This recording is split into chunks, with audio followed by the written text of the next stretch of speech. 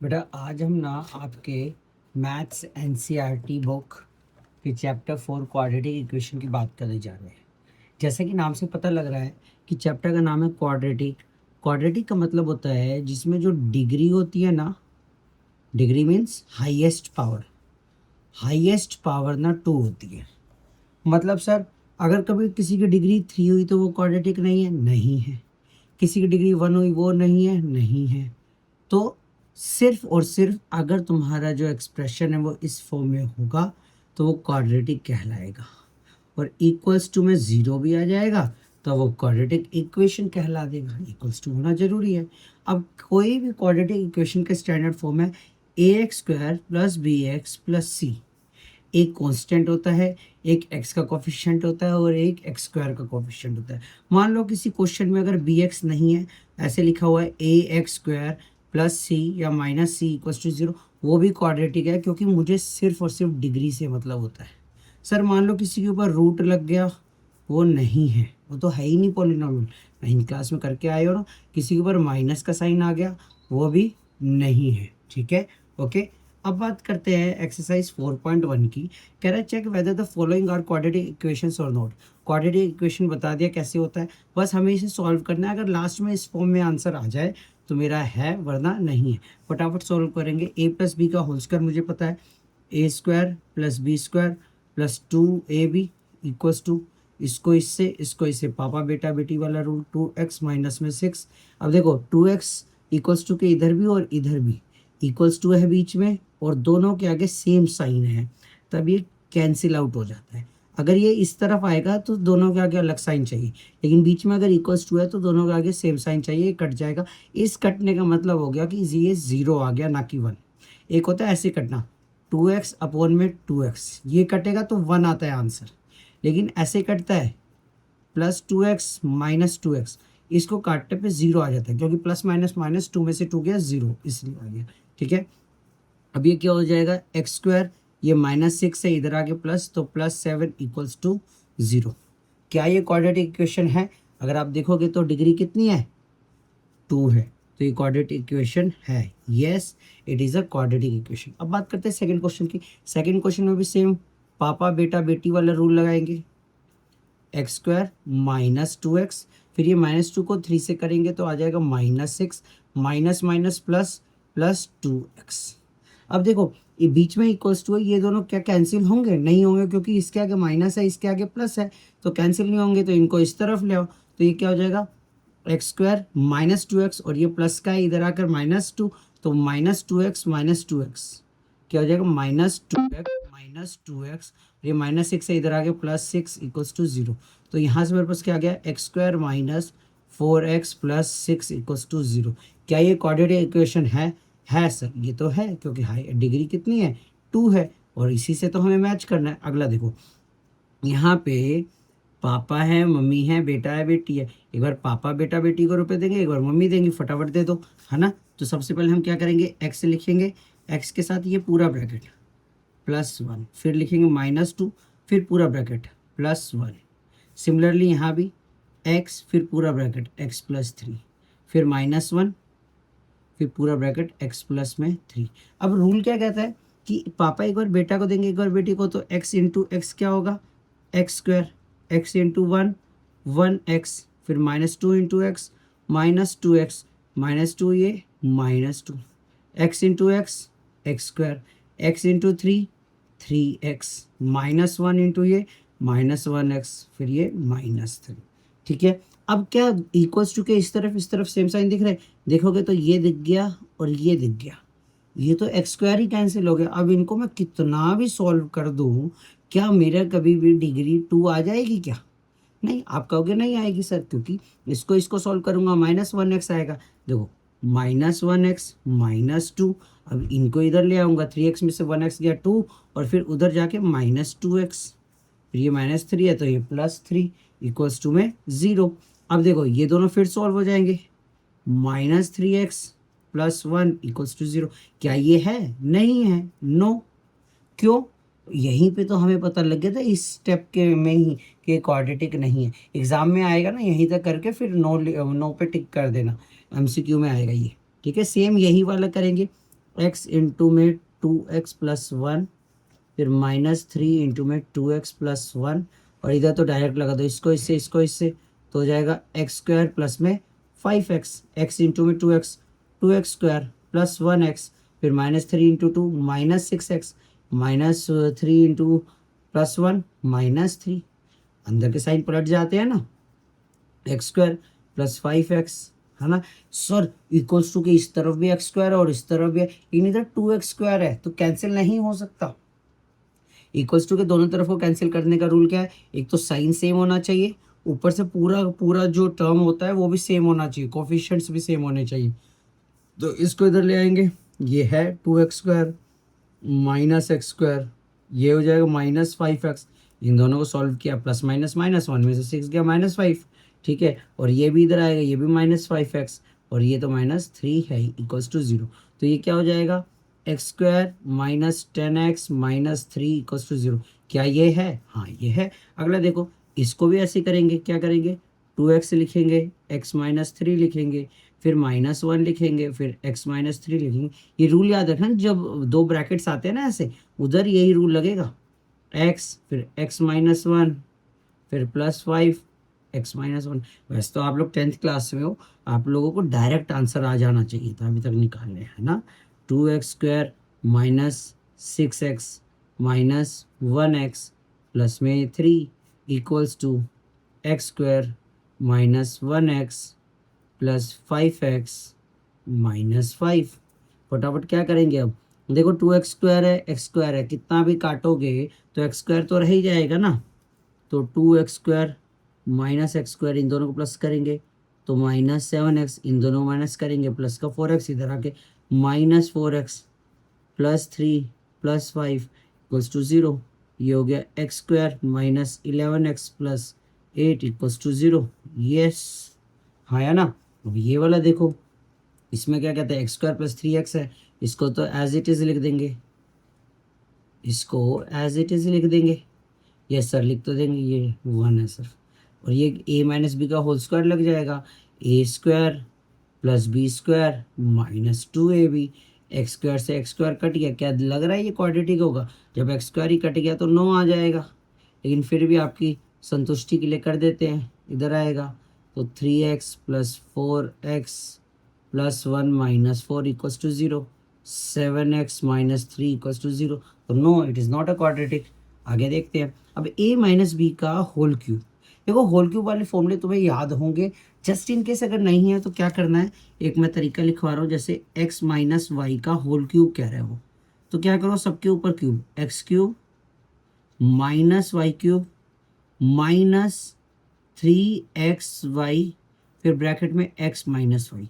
अब इसको एक बार इसको एक बार इससे करोगे तो तुम्हारा आंसर आ जाएगा। सिमिलरली जब प्लस का होगा, सब में प्लस का साइन आ जाएगा, ठीक है, तो इससे याद कर लेना, जिसको डायरेक्ट याद है वो बहुत अच्छी बात है।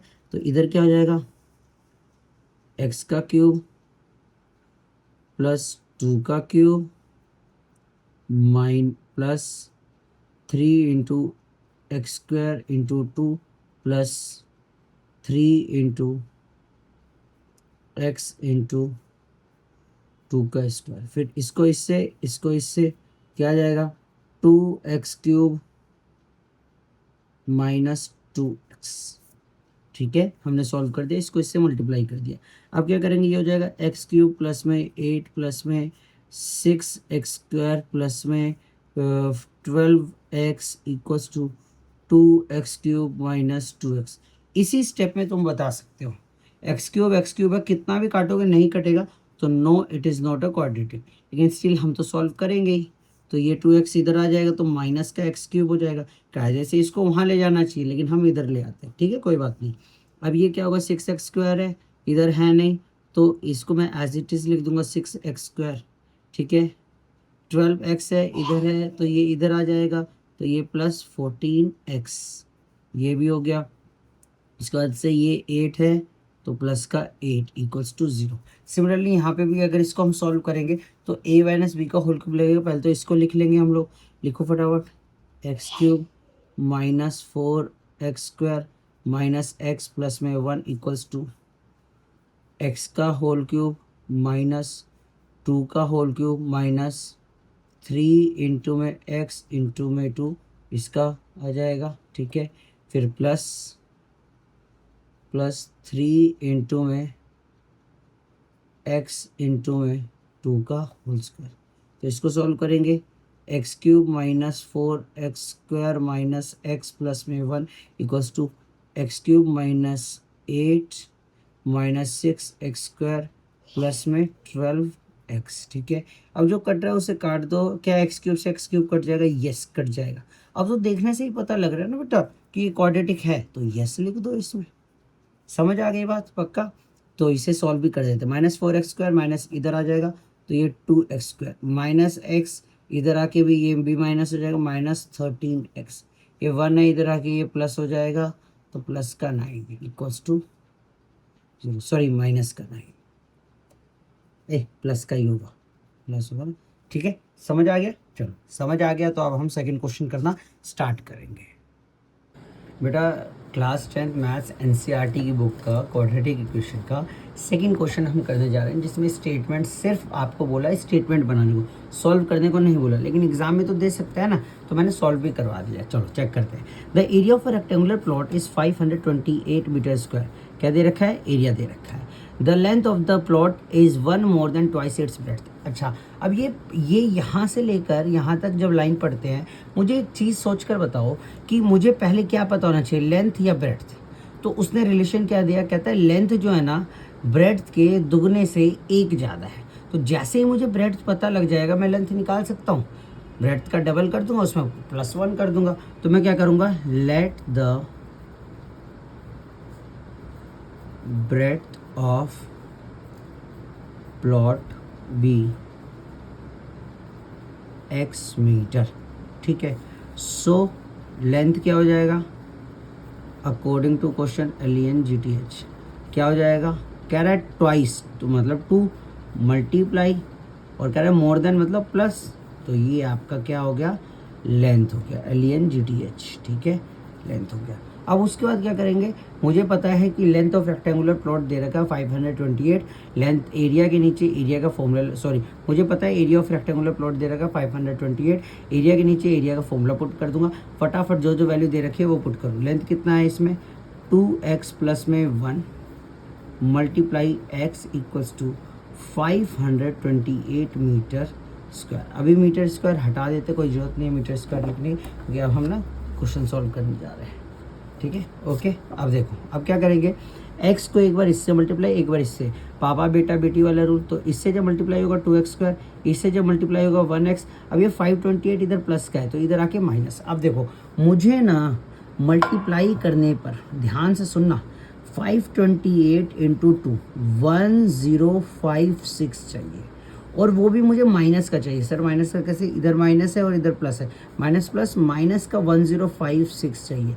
इसका मतलब समझते हो आप लोग? इसका मतलब है कि जो भी मैं मिडिल टर्म स्प्लिट करने जा रहा हूँ ना, उनमें से एक के आगे प्लस का साइन होगा और एक के आगे माइनस का साइन होगा, इसलिए ये साइन जरूरी है। सर मान लो अगर इधर प्लस का होता तो दोनों के आगे सेम साइन होता है, यानी कि दोनों के आगे या तो माइनस होता या तो प्लस होता। अब मुझे कह रहा है वो कि प्लस माइनस करने में मुझे ज़्यादा नहीं मांगता, मुझे सिर्फ 1 चाहिए। गए यार, सही मांग रहा है। अब 1 चाहिए। अब 1 निकालने के लिए मुझे क्या सोचना है, देखो 2 ऐसे नंबर होंगे जो लगातार होने वाले। हाँ सर लगातार होंगे, जैसे 2 और 3, 4 और 5, 6 और 7, 7 और 8, 19, 20 ऐसे नंबर्स होंगे। सर आपको कैसे पता? क्योंकि इन दोनों का ही तो डिफरेंस 1 आएगा, है ना। तो अब 1056 में ऐसे कौन से नंबर है जिसको मल्टीप्लाई करने पर ये आ जाए 2 नंबर्स? तो मैंने क्या सोचा कि ऐसे 2 नंबर कौन से हो सकते हैं जिनके लास्ट डिजिट को मल्टीप्लाई करने में 6 आता हो। तो 7 8 जा होता है, हाँ या ना, 7 8 जा 56 होता है। सिमिलरली जब मैं 17 8 जा करूँगा तब भी मेरा 120 कितना आ जाता है, 136 आ जाता है, यानी कि उसके लास्ट में 6 आ जाता है। या तो मुझे ऐसा नज़र आ जाए 17 18 नज़र आ जाए, या फिर आपकी नज़र में कोई और नंबर हो तो वो बताना सोच कर, है ना।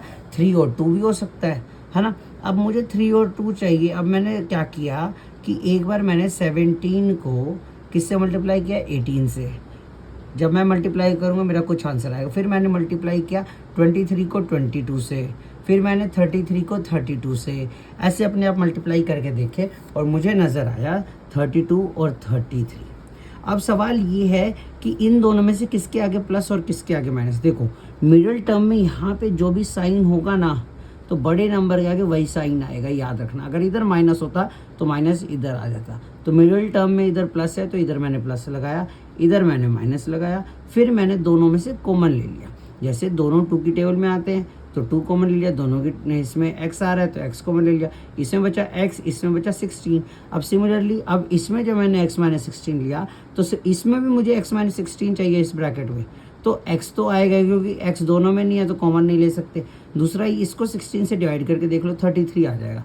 वैसे तरीका बता देता हूँ, इधर अगर 16 आ गया तो इधर 16 लिख दो, इधर जो आया वही 33 लिख दो, ठीक है। अब एक बार क्या करूँगा, इस प्लस के इधर और इस प्लस के इधर देखना है। दोनों तरफ x माइनस 16 आ रहा है तो वो कॉमन ले लिया। जैसे ही मैंने x माइनस 16 कॉमन लिया, इधर क्या बच गया 2x, इधर क्या बच गया प्लस 33 लिख दिया। अब दोनों को मैंने 0 के इक्वल्स टू में रखा। एक x की वैल्यू नेगेटिव आ रही है तो कभी भी लेंथ ब्रेड्थ हाइट नेगेटिव नहीं हो सकती, तो breadth can not be negative. तो ब्रेड्थ कितना हो गया 16। अब यहाँ से मैंने लेंथ निकाल लिया 33 मीटर। आसान था क्वेश्चन। अगला देखो किसका है 4.1 का क्वेश्चन नंबर 2 का सेकंड। कहता है प्रोडक्ट मतलब मल्टीप्लाई का answer of 2 consecutive positive integers. मैं पॉजिटिव लिखना भूल गया था। कंसेक्टिव मतलब क्या होता है, अब ये समझ लेते हैं। कंसेक्टिव मतलब होता है जैसे 3 और 4, 18 और 19, 16 और 17, 17 और 18। बात आती है समझ। मतलब अगर मैं इसको x मान लूँ तो इसको मैं x प्लस 1 बोल सकता हूँ क्योंकि कंसेक्टिव है। 3 है तो 3 प्लस 1 4, 18 है 18 19 को क्या लिख सकता हूँ 18 प्लस 1।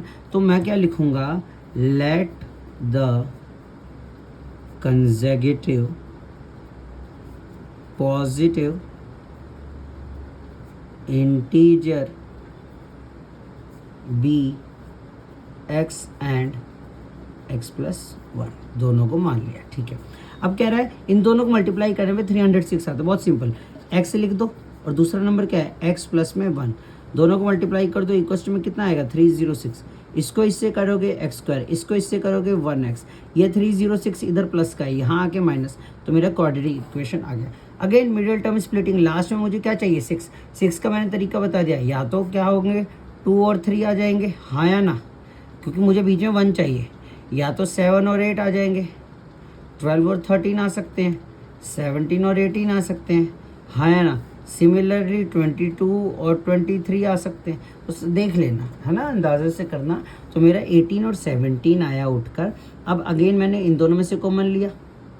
अब देखो फिर से वही 1 के आगे प्लस है तो मुझे बड़े नंबर के आगे प्लस करना पड़ा है, ठीक है, ओके। और एक के आगे प्लस आएगा, एक के आगे माइनस आएगा, ये कौन डिसाइड करता है, ये वाला साइन। 306 के आगे क्या है, अगर इसके आगे प्लस है तो दोनों के आगे सेम साइन आएंगे, इसके आगे माइनस है तो अलग अलग साइन आते हैं, ठीक है। फिर कॉमन ले लिया, कॉमन लेके ये निकला। और उसने कहा साफ साफ उसने कहा कि ये इंटीजर्स क्या है पॉजिटिव, तो -18 तो चलेगा नहीं, हाँ या ना। इसलिए इंटीजर्स क्या निकल गए 17 और 18। अब आ जाओ नेक्स्ट क्वेश्चन पे। रोहन की मम्मी की एज जो है वो 26 साल उनसे बड़ी है। मान लो ये रोहन है। आज रोहन की एज मुझे नहीं पता, जिसकी नहीं पता उसको मैं x मान लेता हूँ। तो उसकी मम्मी कितने साल की हो जाएंगी, जल्दी सोच के बता दो। x, उसने कहा 26 साल बड़ी है तो x प्लस 26, हाँ यार। At the present age of Rohan भी x ईयर्स। अगर ये x ईयर्स है तो उसकी मम्मी की एज x प्लस में 26 ईयर्स। कोई दिक्कत है यहाँ पर नहीं। 3 साल बाद, आज तुम अगर मान लो 12 साल के हो तो 3 साल बाद कितने साल के, 15 साल के। आज कोई अगर 21 साल का है, 3 साल बाद कितने साल का, 24 साल का। कैसे किया, प्लस करके। तो अगर आज कोई x ईयर्स का है तो 3 साल बाद कितना, x प्लस में 3, यस और नो। और आज अगर वो x प्लस 26 किया है तो 3 साल बाद x प्लस 29, 3 इसमें भी प्लस कर देंगे, हाँ या ना। अब क्वेश्चन में उसने क्या कहा, कहता 3 साल बाद की उनकी एज को अगर मल्टीप्लाई करोगे तो तुम्हारा आंसर आएगा 360। तो 3 साल बाद की एज ये है और ये है, इन दोनों को मल्टीप्लाई कर देंगे, x plus 3 into x plus 29। जैसे ही इन दोनों को मल्टीप्लाई कर दिया, मल्टीप्लाई करने के बाद 360 आया। और अभी हम फर्स्ट क्वेश्चन में ये सब सीख के आए कैसे मल्टीप्लाई करना है। अगेन इस बार मुझे क्या चाहिए, प्लस मल्टीप्लाई करने पे -273 प्लस या माइनस करने पे 32। बात आती है समझ। अब क्योंकि इधर माइनस का साइन है तो एक इन जो ये 32 को मैं डिवाइड करने वाला हूँ उसमें से एक नंबर के आगे प्लस का साइन होगा, एक के आगे माइनस का। तो जब ऐसा है कि एक के आगे प्लस का एक के आगे माइनस का, तो ये बात पक्की हो जाती है कि जो भी नंबर्स होंगे ना, जो भी उसके पेयर्स बनेंगे वो 32 से बड़े नंबर्स होंगे। एक नंबर 32 से बड़ा होगा और एक नंबर 32 से छोटा। अब 32 से बड़े नंबर वाले वो सारे निकाल लो जिन पेयर को मल्टीप्लाई करने पर जो है तुम्हारा 3 आ जाए लास्ट में। तो मैंने देखा 39 और 7 ऐसा नंबर है जिसको मल्टीप्लाई करेंगे 9 7 सा 63 होता है, उस वजह से 9 7 सा 63 होता है, उस वजह से लास्ट में 3 आ रहा है। तो मैंने डायरेक्ट ट्राई किया 39 और 7 को। जब मैंने 39 और 7 को किया तो मेरा 273 आ रहा था, मैंने दोनों को ऐसे लिख लिया। अब इन दोनों में से बड़ा नंबर कौन सा है, 39, बीच में प्लस है तो बड़े नंबर के आगे प्लस, इसके आगे minus. Then I took the common. Common लेते वक्त याद रखना, अगर कभी भी ब्रैकेट के बाहर माइनस का साइन कॉमन लेते हो, किसका साइन कॉमन ले रहे हो, माइनस का, तो अंदर का ये जो साइन है ना ये बदल जाता है। बात आ गई समझ, ठीक है। फिर हम सॉल्व करेंगे। मुझे नज़र आया कि x की वैल्यू -39, क्या किसी की एज -39 हो सकती है? नहीं, दिस इज़ नॉट पॉसिबल। तो रोहन की एज आ गई 7 ईयर्स। ठीक है, अब आगे चलते हैं। अब कहता है 4.1 का क्वेश्चन नंबर 2 का 4th। क्या कह रहा है, एक ट्रेन है वो 480 किलोमीटर जा रही है यूनिफॉर्म स्पीड से। अगर इसकी स्पीड 8 किलोमीटर प्रति घंटे की रफ्तार से और कम कर देते तो इसे 3 घंटे लगते। अच्छा, पहले मान लो उसे कुछ टाइम लगता था, मान लेते 10 घंटे लगते थे, तो अब उसको लग रहा है 7 घंटे लग रहे हैं। बात आती है समझ, पक्का? ठीक है। तो अब उसने कहा, क्या कहा कि स्पीड कितनी, मैंने मान लिया स्पीड अपनी तरफ से x किलोमीटर। सर स्पीड को ही क्यों माना, क्योंकि उसने स्पीड का ही रिलेशन आगे दे दिया। तो स्पीड x किलोमीटर प्रति आवर, डिस्टेंस 480, ये तो कांस्टेंट रहेगा। तो यहाँ से टाइम आ गया 480 अपॉन में x। कोई दिक्कत नहीं है सर, ठीक है। उसने कहा अगर स्पीड 8 किलोमीटर से और कम हो जाए तो न्यू स्पीड कितनी आ गई, x माइनस में 8। अब एक बात बताओ, अगर मैं x माइनस 8 कर रहा हूँ तो टाइम भी बदल जाएगा। तो टाइम बदल दिया, 480 अपॉन में x माइनस 8। अब देखो उसने कहा इन दोनों में से किसी एक में ज़्यादा टाइम लग रहा है, किसी एक में कम। अब मुझे कैसे पता लगेगा? देखो कॉमन सेंस लगा के भी तुम पता कर सकते हो, लेकिन अगर एग्जाम में कॉमन सेंस काम ना करे तो क्या करना, अपनी तरफ से x की वैल्यू को कुछ भी रख देना।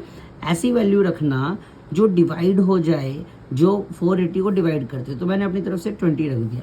20 से इसको डिवाइड करूँगा, 480 अपॉन में 20 करूँगा तो आ गया 24, यानी कि T1 की वैल्यू 24 आ गई। दूसरा, क्योंकि मैं इसे 20 रख दूँ तो 20 माइनस 12, तो 480 अपॉन में 12, इसको काट दूंगा तो ये आ गई 40। इन दोनों में से ज़्यादा कौन सा आ रहा है, ये वाला। तो T2 बड़ा है, T1 कम है, इसलिए मैंने लिखा T2 minus T1 equals to 480। समझ आया? अपनी तरफ से पुट करना ये वैल्यूज़ और ये रफ में करना, ठीक है, जिससे पता लग जाएगा दोनों में से किसकी जो है वैल्यू मतलब ज़्यादा आएगी। दूसरा तरीका क्या है, जिसका डिनोमिनेटर कम होता है, जिसका डिनोमिनेटर छोटा होता है, उसका आंसर उतना ही बड़ा आता है। चलो अब इसको सॉल्व करेंगे। देखो बहुत आसान तरीका होता है सॉल्व करने का। सबसे पहले क्या करेंगे, दोनों को लिख लिया, T2 की वैल्यू डाल दी, ये आ गई, T1 की वैल्यू आ गई इक्वल्स टू में 3, क्योंकि 3 घंटे का अंतर बता रहा है, 3 घंटे हम जल्दी मतलब लेट पहुँचेंगे। अच्छा आगे क्या कह रहा है, अब एलसीएम लेंगे। जब एलसीएम ऐसे लेते हैं तो बस इन दोनों को मल्टीप्लाई में लिख दो। अब क्या सोचना है, इनमें से इसमें क्या नहीं है, फिर से इनमें से इसमें क्या नहीं है, सर x नहीं है, पहले वाले को x से मल्टीप्लाई, ठीक है। इनमें से इसमें क्या नहीं है, फिर से इनमें से इसमें क्या नहीं है, सर x माइनस 8, तो इस पूरे को x माइनस 8 से मल्टीप्लाई। समझ आ गई बात? ठीक है सर, आ गई। इसको इससे मल्टीप्लाई, इसको इससे, तो 480 इंटू में x, 480x minus minus plus हो गया 480 इंटू 8। अभी इसको मल्टीप्लाई करके मत लिखना क्योंकि मुझे लग रहा है कि कट जाएगा। अब 480 से 480 कट गया, क्या बच गया, 480 इंटू 8। इधर 3 मल्टीप्लाई में था, इस तरफ आके डिवाइड हो जाएगा, देखो हो गया। और इसने इसको 160 पे काट दिया, ठीक है। इस x को इधर मल्टीप्लाई, इस x को इधर, तो x स्क्वायर माइनस 8x। अब यहाँ से मेरी एक इक्वेशन आ गई, 160 इंटू में 8 करूँगा तो 1280। अगेन अब इसे सॉल्व करना है मल्टीप्लाई करने पे मुझे -1280 चाहिए, प्लस या माइनस करने पे मुझे -8 चाहिए। अब ये बात तो साफ है कि अगर 1280 चाहिए तो एक नंबर माइनस का चाहिए, एक नंबर के आगे प्लस है और एक नंबर के आगे माइनस है, ठीक है। और जब ये वाला कंडीशन आ जाता है, मुझे पता है कि एक नंबर 8 से बड़ा होगा, है ना। कहाँ गया मैं, हाँ, मुझे इससे ये पता लग गया कि मेरे जो नंबर्स होंगे वो 8 से बड़े होंगे। फटाफट अब मैं क्या करूँगा, इस 8 के लिए मैं चेक करूँगा कैसे 1280 आ सकता है। तो मैंने चेक किया तो 32 4 128 निकल के आ रहा है, 0 लगा दे तो 1280 भी हो जाएगा। फिर इसको मैंने लिखा। अब देखो लिखते वक्त देखो, इस बार जो इन दोनों में से बड़ा नंबर है ना, उसके आगे माइनस साइन है। क्यों लगाया बताओ, क्योंकि 8x के आगे माइनस है। लेकिन पहले वाले अगर तुम केसेस देखोगे तो 1 के आगे प्लस था, इसलिए बड़े नंबर के आगे प्लस किया, छोटे नंबर के आगे माइनस है। फिर से 1 के आगे प्लस था, इसलिए बड़े नंबर के आगे प्लस किया, छोटे नंबर के आगे माइनस किया। इधर जो है, जो मिडल टर्म है उसके आगे माइनस है, इसलिए बड़े नंबर के आगे माइनस और छोटे नंबर के आगे प्लस। फिर दोनों को सॉल्व करेंगे, कॉमन लेके, कॉमन लेना सिखा चुका हूँ। एक x की वैल्यू 40 आ गई, एक x की वैल्यू -32 आ गई। स्पीड कभी भी नेगेटिव नहीं हो सकती, तो दिस इज़ नॉट पॉसिबल। तो एक्चुअल स्पीड 40 किलोमीटर प्रति घंटे की रफ्तार है। चलो समझ आ गया तो लाइक शेयर सब्सक्राइब कर दो, कमेंट कर दो प्लीज़।